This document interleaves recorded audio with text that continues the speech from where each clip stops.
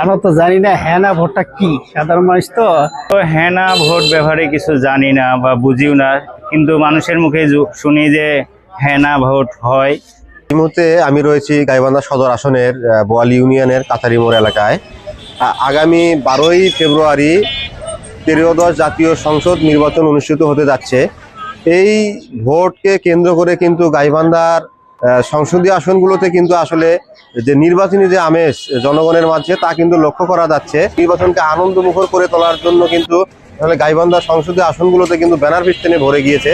এই নির্বাচনকে কেন্দ্র করে প্রার্থীরা কিন্তু তাদের যে প্রচার প্রচারণা তা কিন্তু তারা চালিয়ে যাচ্ছেন। এই প্রচার প্রচারণার অংশ হিসাবে তারা কিন্তু লিফলেট বিতরণ বা হাটে বাজারে উঠান বৈঠক সহ বিভিন্ন ধরনের প্রচার প্রচারণা তারা কিন্তু চালিয়ে যাচ্ছেন।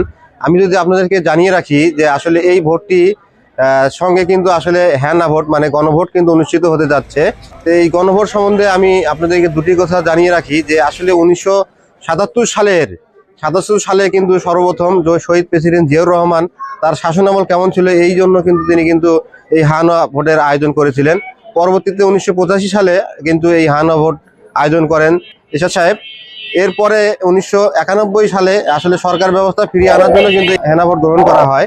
সর্বশেষ 2026 সালের 24শে জুলাই যে সনদ বাস্তবায়িত হতে যাচ্ছে, এই জুলাই সনদকে বাস্তবায়ন করার লক্ষ্যে কিন্তু হ্যাঁ না ভোটের কিন্তু আয়োজন করা হচ্ছে।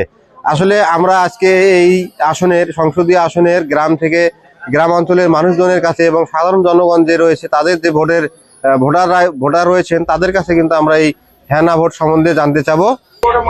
সামনে যে হ্যানা ভোট যে কি বলে ওটা তো আমরা জানি না, যে হ্যানা ভোট দিলে কি হবে, না দিলে কি হবে, হ্যাঁ দিলে কি হবে এ সম্বন্ধে তো আমার কিছু জানা নেই।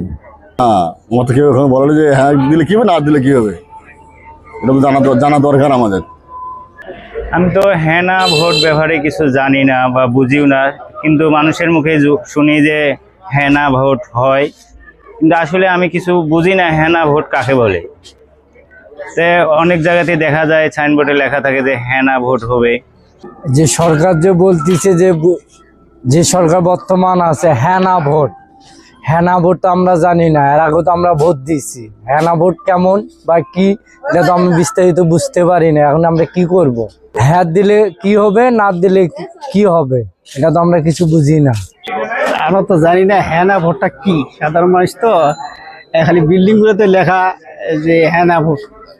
হেনা ভোট তো বিস্তারিতটা তো বলে নাই কাউকে, সাধারণ মানুষের না বললে তো বোঝা যাবে না কিছু হেনা ভোটটা কি। ঠিক আছে, এই এখন সেটা বুঝে দেওয়া লাগবে কিভাবে মাঝে সাধারণ মানুষ ভোট দিবে, এটা বুঝে দেওয়া লাগবে। হ্যাঁ দিলে কি হবে আর না দিলে কি হবে সেটা বুঝে দেওয়া লাগবে সাধারণ মানুষকে। না বোঝালে কিছু বুঝতে পারবে না ওই জিনিস। এর আগেও তো ভোট দিচ্ছি, হেনা ভোট সম্বন্ধে তো কিছু জানি না। হাত দিলে কি হবে আর না দিলে কি হবে এটা তো বুঝি না। আমরা কিন্তু আজকে সারাদিন এই এলাকার জনগণের সঙ্গে কথা বলেছি, তাদের কাছ থেকে গণভোট সম্বন্ধে জানার চেষ্টা করেছি।